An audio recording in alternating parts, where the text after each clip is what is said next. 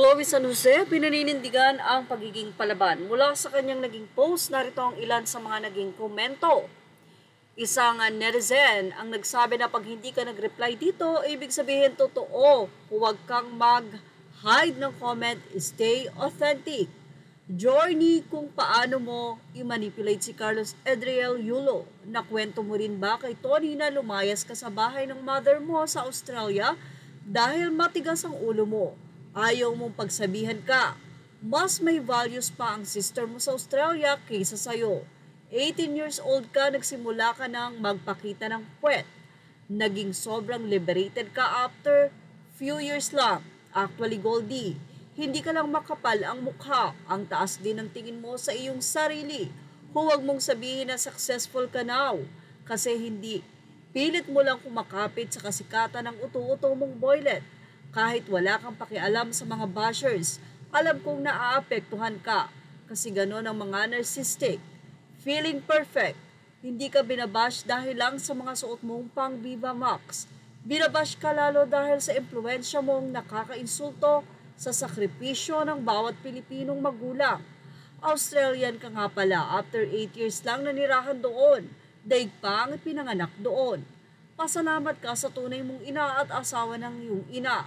Naka-Australian citizenship ka. Hindi ka sana makapunta ng Japan agad-agad. Pero wala ka palang kwentang anak. Hindi ka pala marunong magpahalaga ng magulang. Pati boylet mo na impluensyahan mo pa. Kay madrasta ka lang feeling close kasi hindi ka sinusuway. Sosyalin pa, ahahaha.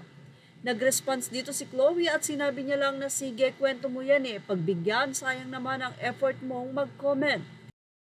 Sobrang pinag-usapan nga sa social media ang nasabing interview ni Tony Gonzaga sa Tony Talks sa magkasintahang si Chloe at Carlos Yulo, na maraming nagsasabing filtered nga ang kwento ng dalawa.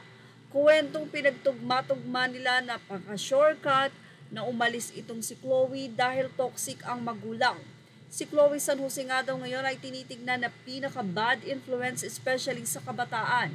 Kaya maraming magulang ang naiinis at nagagalit dahil sa mga nagiging katwiran nito na kapag ka wala nang mahita sa'yo o kapag ka ikaw ay sinusuway o ikaw ay medyo sinasakal na ng iyong pamilya ay matuto kang lumaban.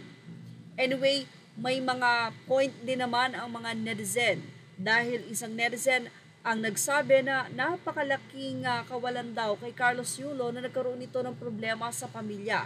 Marami daw sana mga endorsement ang makukuha itong si Carlos kung wala ring problema sa kanyang ina o kung hindi lang kumalat ito. Ang nasabi nga pong magulang na kung saan ay nag-raise kay Carlos at bumuo ng pangarap nito ang kanyang mga magulang, tila ngayon nga daw ay puro kay Chloe San Jose napupunta ang credit. Gayong kung kailan lang naman ito naging part ng buhay ni Carlos Yulo. Matapos ngang ikomento ng netizen na napakalaki nga ang nawala kay Carlos, ito po ang naging conversation at komento sa post ni Chloe. Nakakasad lang yung career ni Kaloy, instead mag-super shine siya knowing na nagbibigay siya ng karangalan, nag-fade.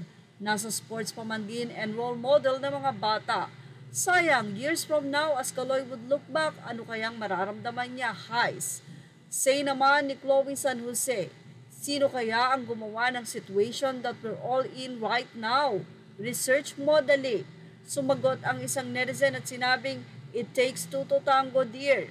May mali on both parties. You have to accept na may mali din sa'yo. He's still a star for us athletes. He is a true inspiration po, say naman ng isang netizen. Darito pa ang ilang mga komento at ang mga sagot ni Chloe. May naitulong din naman siguro ang pamilya ni Kaloy sa success na meron siya ngayon. Kahit bigyan lang niya ng kaunti ang pamilya niya para maiangat naman niya sa hirap. Di naman siguro kalaking kawalan kung maiangat niya sila kung nasan sila ngayon. Huwag ka din masyadong OA na parang karapatan mo na lahat porkit partner ka niya. Say ng isa, tama. Hindi naman kawalan kung kahit negosyo, bahay at sasakyan ang ibigay. Basic needs ng pamilya niya para naman kahit papano makaangat din sila.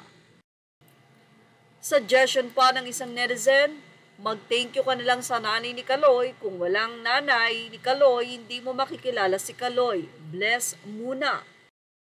Pinagbigyan naman ni Chloe ang nasabing netizen at Ania, thank you Tita Angelica for bringing Kaloy to this world. Happy?